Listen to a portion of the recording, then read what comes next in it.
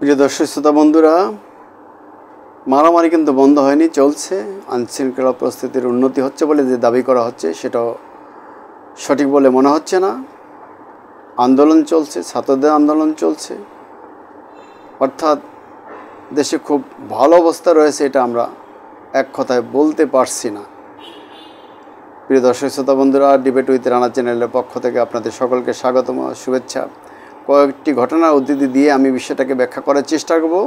চট্টগ্রামের রাউজানে 2 দিনের মাথায় মোহাম্মদ ইব্রাহিম 30 বছর বয়সের এক যুবদলের আরও এক কর্মী খুন হয়েছেন। গতকাল অর্থাৎ 22 এপ্রিল দুপুরে গাজীপাড়া গ্রামের বাজারে 10-12 জনের একটি অস্ত্রধারী দল তার মাথায় বুকে গুলি করে তাকে হত্যা করেছে। গত 8 মাসে প্রায় 8 মাসে 11টি হত্যাকাণ্ড ঘটেছে এখানে। তার মধ্যে 3টিতে হত্যাকাণ্ডের শিকার হয়েছে আওয়ামী লীগের লোকেরা, একটিতে ইসলামী দল, এবং 7টিতেই বিএনপির অভ্যন্তরীণ মারামারিতে ঘটেছে ঘটনা। এদিকে ফেনীর সোনাগাজীতে বোরকা পরে এসে বিএনপির কর্মী আবুল হাশেমকে এলোপাতাড়ি কুপিয়ে হত্যা করেছে দুর্বৃত্তরা জমি সংক্রান্ত বিরুদ্ধে জেরে। এর আগে একটি খুন হয়েছিল, তার প্রতিক্রিয়া এটি হতে পারে বলে ধারণা করা হচ্ছে। আরেকটা ঘটনা, নরসিংদীর চরাঞ্চলীয় আলোকবালিতে ইউপি সদস্য সাবেক ছাত্রলীগ নেতা আমির সরকার 30কে কুপিয়ে হত্যা করেছে দুর্বৃত্তরা। আরেকটা ঘটনা বলা যায়, ব্রাহ্মণবাড়িয়ার এক গৃহবধূকে গাছের সঙ্গে বেঁধে নির্যাতন করেছে শ্বশুরবাড়ির লোকেরা। এই ঘটনায় তার 2 ভাসুরকে গ্রেপ্তার করা হয়েছে। অপরদিকে নাটোরের ছাত্রলীগ কর্মী ফয়সাল হোসেনকে বয়স 25 অটোরিকশার উপর করে শুইয়ে পা চেপে নির্যাতন এবং প্রকাশ্যে শহরের রাস্তায় ঘোরানোর ঘটনা ফেসবুকে ছড়িয়ে পড়ার পর নবাব সিরাজউদ্দৌলা সরকারি কলেজ ছাত্রদল কমিটিকে বিলুপ্ত করা হয়েছে। আরেকটি ঘটনা, পাবনায় অপহৃত শিশুকে ভিক্ষা করতে বাধ্য করা হয়েছে, নির্যাতন, সিগারেট, কয়লের আগুনে সেকা দিয়ে। এটা আমরা গল্প শুনতাম, কিন্তু এখন দেখছি বাস্তবে। এই বিষয়টা নিয়ে আমরা পরবর্তীতে কথা বলবো। তার আগে আরেকটি বিষয় নিয়ে কথা বলতে চাই। স্বরাষ্ট্র উপদেষ্টা লেফটেন্যান্ট জেনারেল জাহাঙ্গীর আলম চৌধুরী বলেছেন, মব জাস্টিস আর অ্যালাউ করা হবে না, অনেক হয়েছে। তিনি বলেন, আইনশৃঙ্খলা পরিস্থিতির উন্নতি হয়েছে এবং আরও হবে। অবশ্য তিনি এর আগে বলেছিলেন যে লোকেরা রাস্তা বলছে এই সরকারকে তারা আরও 5 বছর ক্ষমতায় দেখতে চায়, কারণ সরকার আইনশৃঙ্খলা পরিস্থিতি উন্নতি করেছে, মানুষ শান্তিতে আছে। আমরা দেখছি গতকাল রাতেও শাহবাগে 2 ঘন্টা ব্লকেট ছিল, রাস্তাঘাট বন্ধ ছিল। তার আগে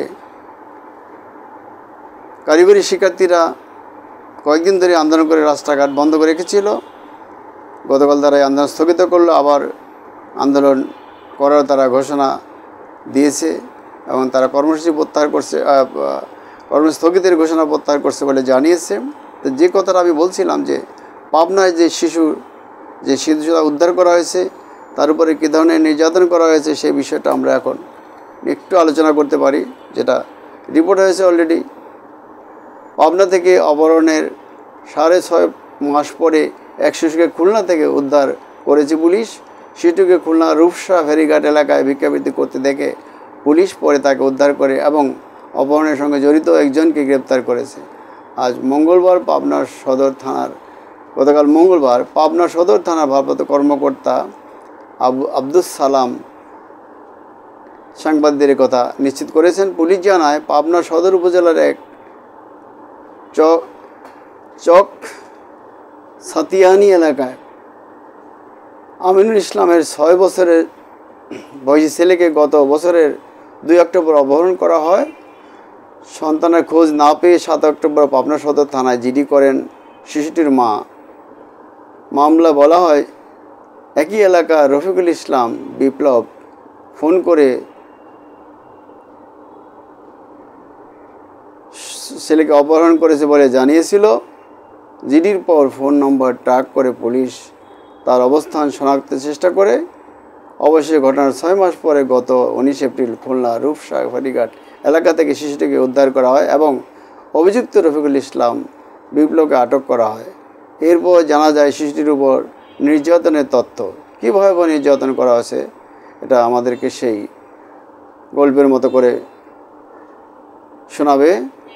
ওসি আব্দুল সালাম জানান, তারা শিশুটি এবং আটক বিপ্লবের সঙ্গে কথা বলে জানতে পেরেছে যে অপহরণের পর শিশুটিকে নির্যাতন করে প্রতিবন্ধী বানিয়ে তাকে দিয়ে ভিক্ষা করাতেন অভিযুক্ত বিপ্লব। শিশুটির বক্তব্যের বরাতে পুলিশ জানায় তাকে একটি কক্ষে বন্দি করে রাখা হতো, কিছু খেতে দেওয়া হতো না, তার শরীরে আঘাত করে চামড়া তুলে ফেলা হয়েছিল, সারা শরীরের আগুনের সেকা দেওয়া হয়েছিল, সিগারেটের সেকা দেওয়া হয়েছিল, কয়লার সেকা দেওয়া হয়েছিল, আঙুলের নখ উপরে ফেলা হয়েছে। দিনের বেলা বিভিন্ন এলাকায় নিয়ে তাকে দিয়ে ভিক্ষা করানো হতো। উদ্ধারের পর শিশুটিকে পাবনা জেনারেল হাসপাতালে ভর্তি করা হয়েছে। হাসপাতালের সহকারী পরিচালক ডাক্তার রফিকুল ইসলাম সাংবাদিকদের জানান, দিনের পর দিন না খাইয়ে রাখা ও অব্যাহত শারীরিক নির্যাতনের কারণে শিশুটির অবস্থা খারাপ হয়ে গেছে। ইতিমধ্যে তার হাতের আঙুল অস্ত্রোপচার করা হয়েছে। শিশুটিকে সুস্থ করতে বেশ কিছুদিন চিকিৎসা চালিয়ে যেতে হবে, সেটা 4-5 মাস লাগতে পারে। তো আমরা আগে জানতাম ফার্মগেটের ওভারব্রিজের উপরে বা বিভিন্ন ওভারব্রিজের উপরে কিংবা নিচে যে সমস্ত প্রতিবন্ধীরা ভিক্ষা করতো তাদেরকে দিয়ে কেউ না কেউ ভিক্ষা করাতো এবং তাদেরকে ধরে এনে শিশু বয়স্কদের দিয়ে এগুলি করানো হতো। সেই গল্পটা আজকে আমরা বাস্তবে শুনলাম। আমাদের সমাজ বোধহয় এমনিতেই খারাপ হয়ে গেছে, এরপর দিনের পর দিন এই সমাজ আরও অধঃপতনের দিকে যাচ্ছে। আমরা মনে করি একটা বিপ্লবের পরে, এত পরিবর্তনের পরে এই অবস্থার উন্নতি হওয়া দরকার, আমাদের মানসিক উন্নতি হওয়া দরকার এবং এর জন্য সরকারকেও কিছু পদক্ষেপ নিতে হবে, আমাদের সচেতন সমাজকেও পদক্ষেপ নিতে হবে। সমাজকে এগিয়ে নিতে হলে বিপ্লবী চেতনাটাকে ধারণ করতে হবে এবং দেশে গণতন্ত্র ফিরিয়ে আনতে হবে। স্বৈরাচার যাতে আসতে না পারে, স্বৈরাচার যাতে ভিতর থেকে তৈরি না হয় এবং সমাজের ভিতরে যে সমস্ত ত্রুটিগুলো আছে খুঁজে খুঁজে বের করে চিহ্নিত করে সেসব জায়গা থেকে ত্রুটি বিচ্যুতি দূর করতে হবে। ভিক্ষাবৃত্তির দিকে নজর দিতে হবে, কারা ভিক্ষা করছে, কী জন্য ভিক্ষা করছে। গার্মেন্টস শ্রমিকদের অত্যাচার করা হচ্ছে সেগুলো বন্ধ করতে হবে।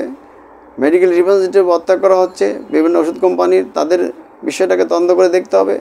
আরও যেসব সেক্টরে শিশু শ্রম আছে সেগুলিকে দেখতে হবে এবং সেগুলির অ্যাড্রেস করতে হবে। সেসব সমস্যার সমাধানে সরকারের পাশাপাশি সমাজের বিত্তবানদের সচেতন সমাজকে এগিয়ে আসতে হবে। খোদা হাফেজ। ধন্যবাদ সকলকে।